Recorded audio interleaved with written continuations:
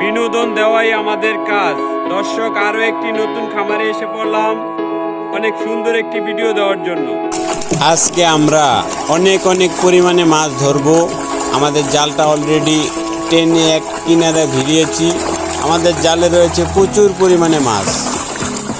সব মাছগুলো আমরা ধরবো। আমরা ৬-৭ জন মিলে খামারটিতে নেমেছি এবং মাছ ধরছি। আমাদের পুকুরটি বেশি সুবিধার নয়, কারণ পুকুরের আশেপাশে পুকুরের পাড়ের মধ্যে মাছ ঢুকে যাচ্ছে। তাই জন্য আমরা খুব সতর্কভাবে মাছগুলা বের করার চেষ্টা করছি।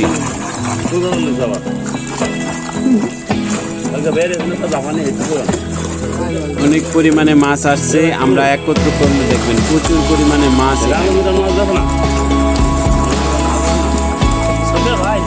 আমরা অলরেডি একত্র করছি।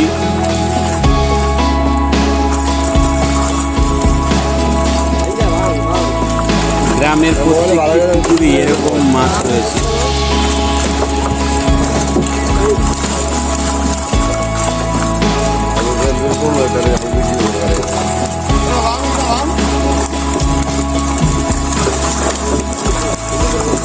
বড় জাতের তেলাপিয়া মাছ, এইসব মাছ আমরা হাটে বিক্রি করব, আর ছোটগুলো আমরা অন্য কোথাও নিয়ে যাব। এখন বাছাই করে নিব সব মাছগুলো।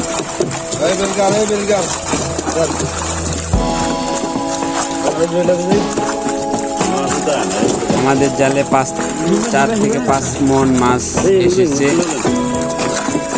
আমরা 2-3 মণ মাছ আমরা বাজারে নিয়ে যাবো, বড় বাজারে যাকে মাছগুলো বিক্রি করবো। আর বাকি মাছগুলো আমরা আমাদের পাশে পুকুরে ছেড়ে দিব।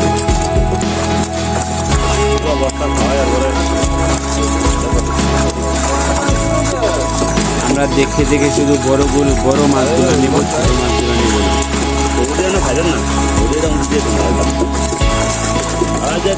ভোলা জেলা থেকে সারা বাংলাদেশে মাছ রপ্তানি করা হয়, কারণ ভোলা মাছের জেলা। মাছ প্রচুর পরিমাণে মাছ উৎপাদন হয়, মাছ চাষাবাদ হয়।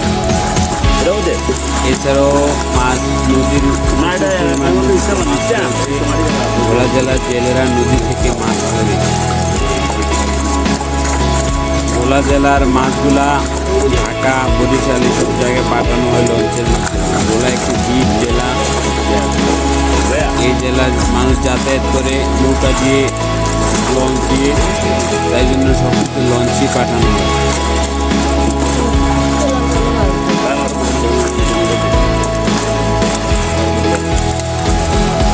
সবচেয়ে লাভজনক চাষাবাদ হাইব্রিড তেলাপিয়া চাষাবাদ। আমরা আজকে অনেক পরিমাণে মাছ ধরেছি। আমরা প্রতিদিনই মাছ ধরে থাকি। আমরা মাছের খামারে যাই, খামারিদের সাথে মাছ ধরি এবং অনেক সুন্দর ভিডিও করার চেষ্টা করি।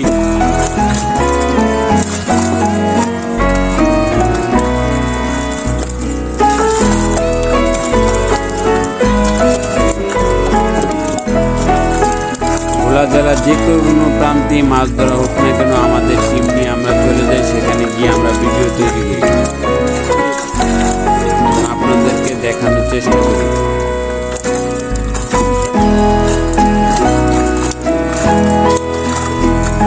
ভোলা জেলায় বড় মাছের মহাজন রয়েছে, তারা মাছ চাষ করে। এক সাথে 10 থেকে 12টি, 14টি, 15টি এরকম পাশাপাশি পুকুর থাকে। এক পুকুরে এক মাছ চাষাবাদ করা হয়। এই পুকুরটিতে চাষের জন্য দেওয়া হয়েছে হাইব্রিড তেলাপিয়া মাছ। হাইব্রিড তেলাপিয়া মাছ চাষাবাদ একটি লাভজনক চাষাবাদ। আমাদের গ্রামের অধিক পরিমাণে হাইব্রিড তেলাপিয়া মাছের খামার রয়েছে, তারা মাছ চাষাবাদ করে এবং প্রতি দৈনিকই তারা মাছ ধরে বাজারে নিয়ে বিক্রি করে। বড় ব্যাপারীরা আসে খামার থেকে মাছ নিয়ে যায়।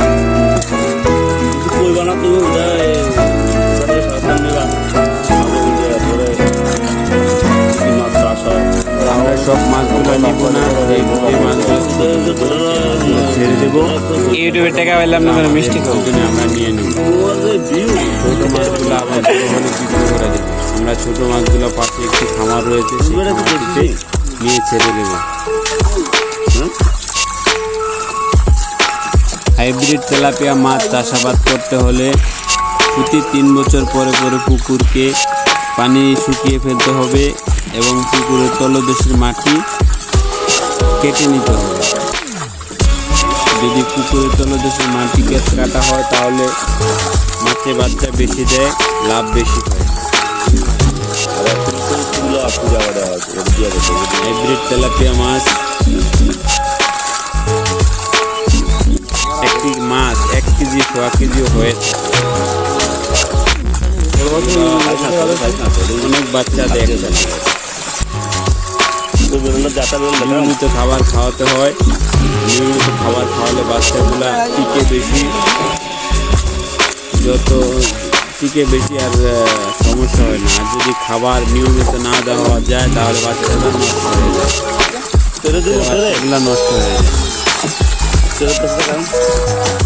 যেসব খামারে হাইব্রিড তেলাপিয়া মাছ চাষাবাদ করা হয় সরপুঁটি মাছ দেওয়া যাবে না ভুলেও, কারণ সরপুঁটি মাছে তেলাপিয়া মাছের বাচ্চা খেয়ে ফেলে। এই হাইব্রিড তেলাপিয়া মাছের বাচ্চা খেয়ে ফেলে।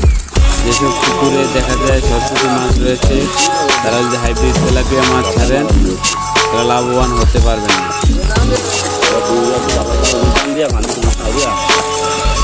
সরপুঁটি মাছ ছাড়াই যাবে না। আমাদের গ্রামে সরপুঁটি মাছকে চাইনিজ পুঁটি মাছ বলা হয়, খেতে খুব সুস্বাদু।